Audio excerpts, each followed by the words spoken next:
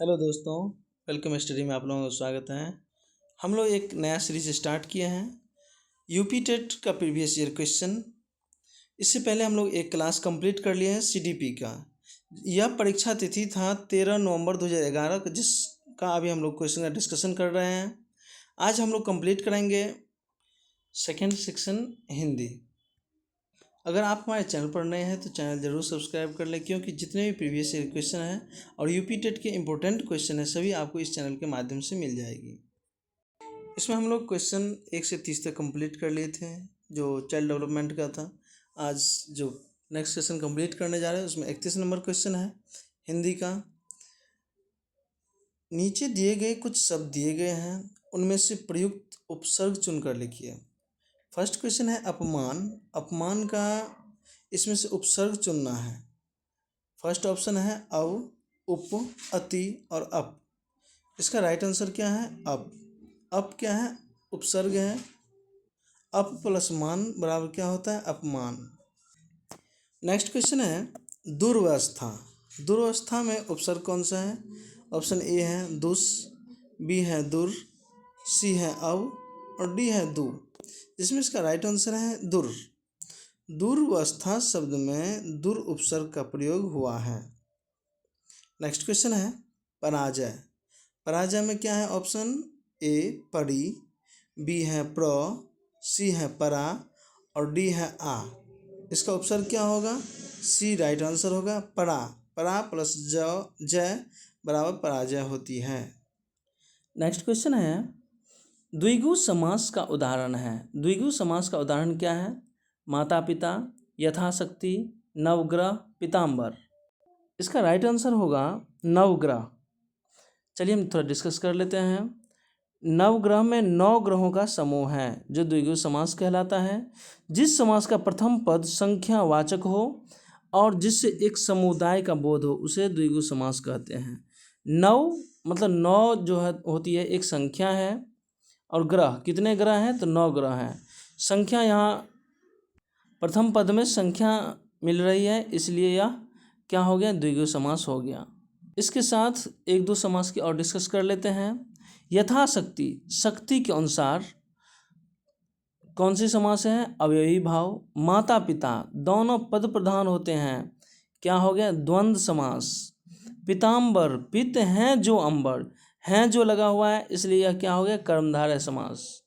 ऐसी समास जिसमें है जो लगा रहे वो कर्मधारय कहलाता है। नेक्स्ट क्वेश्चन है हिंदी किस लिपि में लिखी जाती है? एक जानकारी आप लोगों को देना चाहता हूँ। यूपी टेट का जो हिंदी सब्जेक्ट होती है वो थोड़ा डिफ़िकल्ट रहता है, इसलिए हिंदी को बारीकी से पढ़ें, एक एक क्वेश्चन को बढ़िया से देखें और कंसेप्ट क्लियर करने की कोशिश करें। चलिए हिंदी किस लिपि में लिखी जाती है? ब्राह्मणी, देवनागरी, खरोष्टी और गुरुमुखी। हिंदी देवनागरी लिपि में लिखी जाती है। हिंदी देवनागरी लिपि में लिखी जाती है, जबकि पंजाबी गुरुमुखी लिपि में। ब्राह्मणी तथा खरोष्टी लिपियां भारत की प्राचीन लिपियां हैं जिनका प्रयोग प्राचीन काल में होता था। नेक्स्ट क्वेश्चन है सर्वनाम के कितने भेद होते हैं? यह बहुत इंपॉर्टेंट क्वेश्चन है क्योंकि यहाँ से डायरेक्ट क्वेश्चन आता है, यह फैक्चुअल क्वेश्चन में आ जाता है। सर्वनाम के कितने भेद हैं? 6, 5, 7, 4। चलिए एक्सप्लेन कर लेते हैं थोड़ा सा। सबसे पहले जानते हैं कितने भेद होते हैं। इसका राइट आंसर है ए 6 भेद होते हैं। कौन कौन सी भेद हैं? सर्वनाम उस विकारी शब्द को कहते हैं जो पूर्वापर संबंध से किसी भी संज्ञा के बदले आता है। सर्वनाम के 6 भेद होते हैं। पुरुषवाचक सर्वनाम, निजवाचक सर्वनाम, निश्चयवाचक सर्वनाम, अनिश्चयवाचक सर्वनाम, संबंधवाचक सर्वनाम और प्रश्नवाचक सर्वनाम। नेक्स्ट क्वेश्चन है आकाश पाताल के बीच लगने वाला चिन्ह है, ये जो चिन्ह है इस चिन्ह को क्या कहते हैं? अल्प विराम चिन्ह, विस्मयादि बोधक चिन्ह, योजक चिन्ह और उद्धरण चिन्ह। आकाश और पाताल के बीच में जो चिन्ह देख रहे हैं वो चिन्ह कौन सी चिन्ह कहलाता है? इसका राइट आंसर है ऑप्शन सी योजक चिन्ह। आकाश पाताल के बीच लगने वाला चिन्ह को योजक चिन्ह कहते हैं। अब कुछ यहाँ जो चिन्ह है उसके बारे में हम लोग डिस्कशन कर लेते हैं। देखिए अल्प विराम चिन्ह किसे कहते हैं, ये जो ऐसे होता है इसको अल्प विराम चिन्ह कहते हैं। विस्मयादि बोधक चिन्ह, विस्मयादि बोधक चिन्ह ऐसे होती है, सॉरी ये रहा विस्मयादि बोधक चिन्ह। उसके बाद उद्धरण चिन्ह, उद्धरण चिन्ह में क्या होता है, दोनों तरफ से ऊपर से कॉमा रहती है, ये उद्धरण चिन्ह हो गया। पूर्ण विराम, पूर्ण विराम जो डैश की तरह होता है पूर्ण विराम हो गया। प्रश्नवाचक तो आप लोग जानते हैं, ये प्रश्नवाचक चिन्ह हो गया। अगर इस टॉपिक में आप लोगों को कोई प्रॉब्लम रहे तो कमेंट सेक्शन में ज़रूर कमेंट कीजिएगा, हम इस पर अलग से एक वीडियो तैयार करेंगे। नेक्स्ट क्वेश्चन है, यह नई साड़ी है, वाक्य में नई शब्द क्या है। यह नई साड़ी है, नई शब्द क्या है, सर्वनाम, क्रिया, क्रिया विशेषण और विशेषण। इसमें इसका राइट आंसर है विशेषण। साड़ी क्या है तो नई है, तो नई हो गया, नई, पुरानी, ये सब क्या हो गया, एक विशेषण है। यह नई साड़ी है, वाक्य में नई शब्द विशेषण है जो संज्ञा या सर्वनाम की विशेषता बताए, उसे विशेषण कहते हैं। जबकि यह सर्वनाम तथा नई साड़ी शब्द का विशेषण है। नेक्स्ट क्वेश्चन है, नीचे दिए गए विकल्पों में से तत्सम शब्द का चयन कीजिए। आम्र, दूध, शहीद और खिड़की, जिसमें तत्सम शब्द कौन सा है, तो ऑप्शन ए बिल्कुल राइट है। आम्र क्या है, तत्सम शब्द है। आम्र शब्द तत्सम शब्द है, इसका तद्भव आम होगा। आम्र क्या है, एक संस्कृत का रूप है, संस्कृत का शब्द है। जबकि दूध, शहीद, खिड़की आदि तद्भव हैं।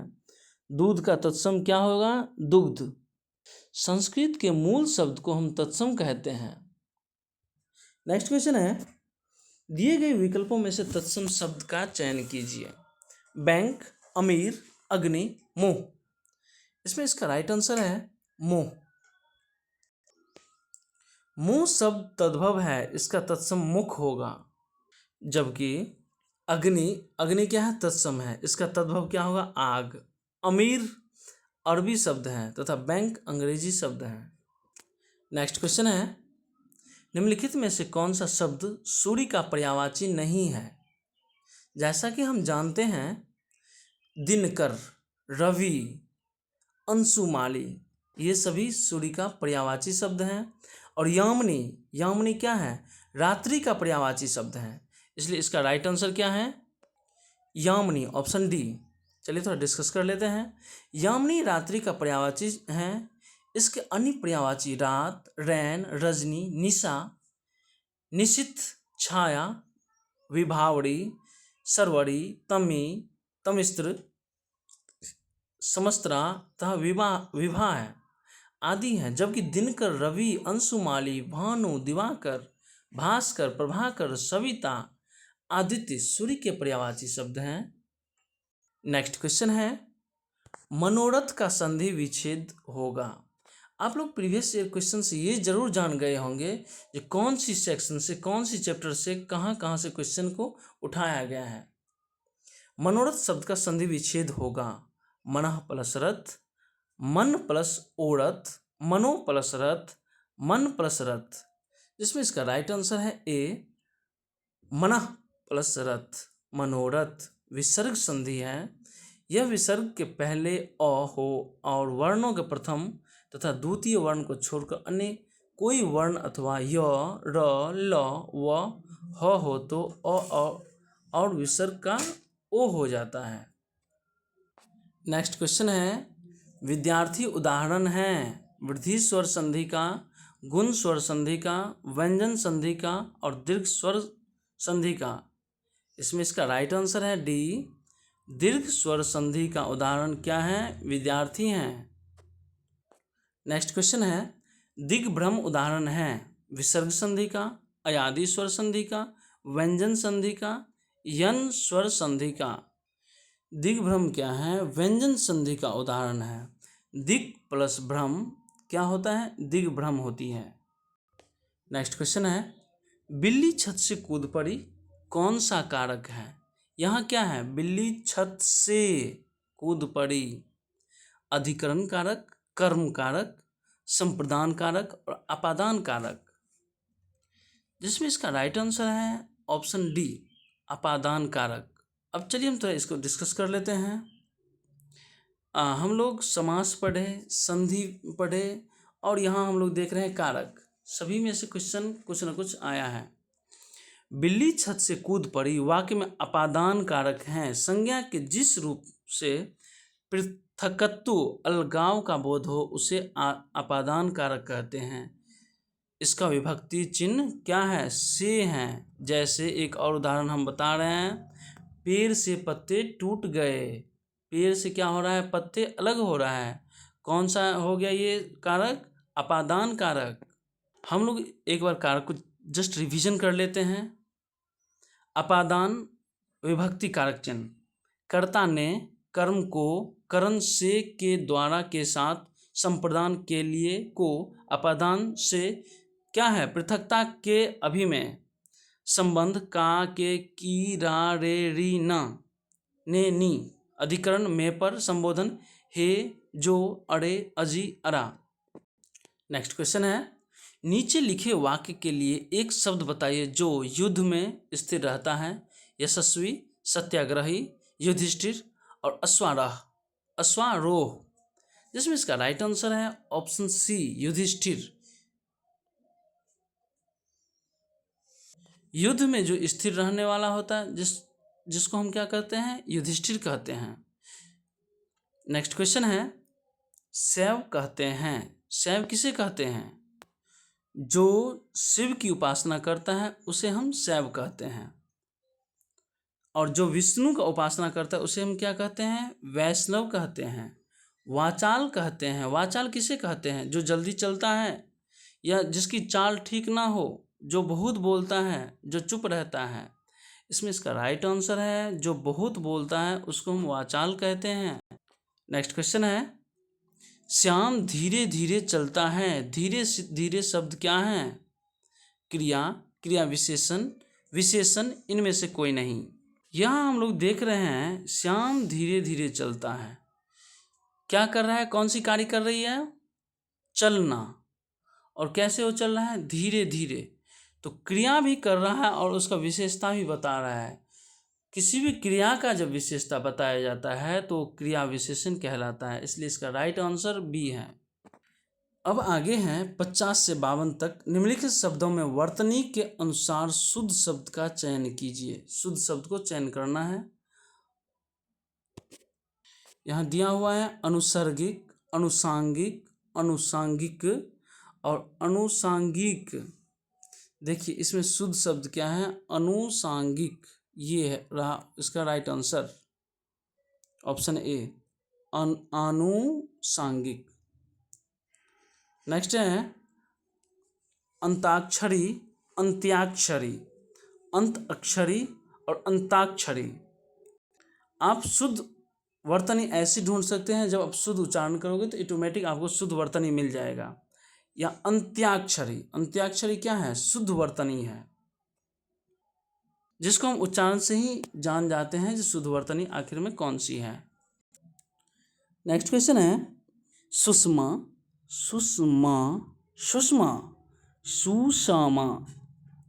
इसमें देखिए इसका राइट आंसर है ए, सुषमा। सुषमा शब्द वर्तनी की दृष्टि से शुद्ध है, अन्य सभी असंगत है, गलत है। अब है 53 से 55 तक। नीचे कुछ शब्द दिए गए हैं, प्रत्येक शब्द में प्रयुक्त प्रत्यय विकल्पों को चुनिए। कौन कौन सी प्रत्यय विकल्प हैं? घुमक्कर, उसमें ओड़ा है, अक्कर है, आंख है, ऊ है। तो घुमक्कर में क्या होता है? प्रत्यय विकल्प ये है घुमक्कर। कुछ उदाहरण और हम लोग डिस्कस कर लेते हैं जिससे समझ में आ जाएगा, कंसेप्ट क्लियर हो जाएगा। जैसे क्या है, अक्कर कौन कौन सा प्रत्यय लगता है? जैसे बुझक्कर, कुदक्कर, घुमक्कर, अक्कर, टक्कर, डिबिया। डिबिया में कौन सा प्रत्यय लगता है? इसका राइट आंसर ए है इया। इया प्रत्यय क्या है? डिबिया का राइट आंसर है। नेक्स्ट है भिक्षुक। भिक्षुक में कौन सी प्रत्यय है? उक प्रत्यय। यहाँ बहुत सारे स्टूडेंट कंफ्यूज हो जाते हैं। उक दो टाइप से रहता है, एक हर्षु उक और एक द्रुह उक। हम लोग देखेंगे जो भिक्षुक जो लिखा हुआ है उसमें हर्षु की मात्रा है, ये मात्रा कुछ ऐसे हैं, इसलिए ये उक जो है, ऊ का उक हर्षु वाली होगी। ऑप्शन सी इसका राइट आंसर होगा। नेक्स्ट क्वेश्चन है, निम्नलिखित में से कौन सा शब्द बादल का पर्यायवाची है? बहुत बढ़िया क्वेश्चन है। नीरद, नीरज, अंबुज और अंबु। नीरद, इसमें राइट आंसर क्या है? ए, ऑप्शन ए नीरद। नेक्स्ट क्वेश्चन है, इंद्रियों को जीतने वाले के लिए एक शब्द है। जो इंद्रियों को जीत लेता है वो कौन सा शब्द है? दूरदर्शी, दत्तचित्र, कुशाग्र बुद्धि और जितेंद्रिय। इसमें इसका राइट आंसर है जितेंद्रिय, जो इंद्रियों पर कब्जा कर लेता है, जिसको जीत लेता है। दूरदर्शी किसे कहते हैं? जो दूर तक सोचता है। कुशाग्र बुद्धि, जिसका बुद्धि तेज होता है। और दत्तचित्र, जो किसी काम को चित्त लगा कर करता है, उसे हम दत्तचित्र कहते हैं, दत्तचित्त कहते हैं। नेक्स्ट क्वेश्चन है, आहा, आप आ गए। वाक्य में आहा शब्द क्या है? आप लोग थोड़ा गौर कीजिए, आहा के पीछे कौन सा लगा हुआ है, कौन सा चिन्ह है? इसी सेशन में हम लोग डिस्कस किए थे, जो कौन कौन सा चिन्ह होता है, किसके पीछे क्या लगता है, इसका हम लोग डिस्कस किए थे। आप लोग गौर कीजिए, जो आहा, आप आ गए, वाक्य में आहा शब्द क्या है? संज्ञा, सर्वनाम, अव्यय, विशेषण। ये अव्यय है, ऑप्शन सी। आहा, आप आ गए, वाक्य में आहा शब्द अवयव है। अवयव शब्द ऐसे शब्द को कहते हैं जिसके रूप में लिंग, वचन, पुरुष, कारक इत्यादि के कारण कोई विकार उत्पन्न नहीं होता है। नेक्स्ट क्वेश्चन है, निम्नलिखित में से पुल्लिंग शब्द कौन सा है? पानी, नदी, इलायची, प्यास। फिर से एक बार क्वेश्चन सुनिए, नदी, पानी, इलायची और प्यास, इसमें पुल्लिंग शब्द कौन सा है? इसका राइट आंसर है ऑप्शन बी, पानी। पानी शब्द पुल्लिंग है, अन्य सभी शब्द क्या है? स्त्रीलिंग है। पवन शब्द का संधि विच्छेद क्या है? प प्लस अवन, प प्लस वन, पौ, पौ प्लस अन और पौ प्लस अन, जिसमें इसका राइट आंसर है पो प्लस अन, पवन। यह एक अयादी स्वर संधि है। एक बहुत इम्पोर्टेंट चीज़ अभी हम लोग डिस्कस कर रहे हैं। देखिए, यदि ए, ऐ, ओ, औ के बाद कोई भिन्न स्वर आए तो ए का ऐ, आय का ओ और औ का आओ हो जाता है। जैसे नई प्लस अन, नयन, नय प्लस अख, नायक, श्रो प्लस अन, श्रावण। आज हम लोग इस सेशन में भाग 2 हिंदी कंप्लीट किए हैं। अगर आप हमारे चैनल पर नए हैं तो चैनल से ज़रूर जुड़ें, जिससे आपकी यूपी टेट की तैयारी बेहतरीन हो पाएगी और जितने भी शिक्षक संबंधित कोई भी वैकेंसी आती है उसका अपडेट सबसे पहले आप तक पहुंचेगा।